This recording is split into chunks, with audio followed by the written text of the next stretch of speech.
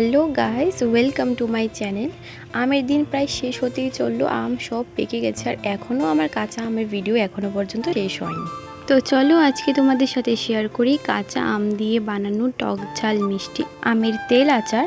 তার জন্য আমি এখানে কয়েকটা আমকে ভালো করে ধুয়ে একটা কাপড় দিয়ে মুছে এরকমভাবে টুকরো টুকরো করে নিয়েছি।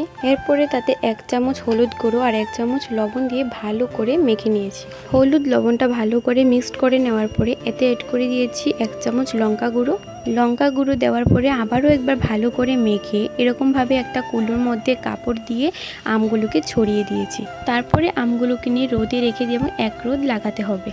আর এখানে আচারের জন্য কিছু মশলা দরকার। সেই মশলাগুলোর জন্য আমি এখানে নিয়েছি গোটা মরিচ, গোটা জিরে, গোটা ধনে, 2টো শুকনো লঙ্কা আর একটা তেজপাতা। মশলাগুলি হালকা ভাজা হয়ে গেলে এগুলোকে গুঁড়ো করে নিয়েছি আর সাথে সরষেও গুঁড়ো করে নিয়েছি। আর একটা কড়াইয়ের মধ্যে বেশ খানিকটা তেল নিয়ে একটু ভালো করে গরম করে নিয়েছি। তাতে কি হয়, কাঁচা তেলের মধ্যে যে একটা কাঁচা স্মেল করে সেটা চলে গিয়ে একটা ভাজা স্মেল চলে আসে। তারপরে গরম তেলটাকে একটা বাটির মধ্যে নামিয়ে দিয়ে দিয়েছি 5 ফোড়ন আর 1 চা চামচ চিনি। এগুলোকে ভালোভাবে মেশানোর পরে যখন তেলটা হালকা ঠান্ডা হয়ে আসে তখন এতে এড করে দিয়েছি আমি মশলা গুঁড়ো, সর্ষে গুঁড়ো, গোটা মৌরি আর একটুখানি লবণ। ভালো করে মিশিয়ে নিয়ে আমগুলো দিয়ে দিয়েছি 2টো কাঁচা লঙ্কা আর একটুখানি লঙ্কা গুঁড়ো। আবারও এগুলিকে ভালোভাবে মিশিয়ে নিয়েছি। তো এখানে আচারটাকে রাখার জন্য আমি এখানে একটা কাচের জার নিয়েছি। কাচের জারের মধ্যে যে কোনো আচার রাখলে আচারটা অনেক দিন ভালো থাকে।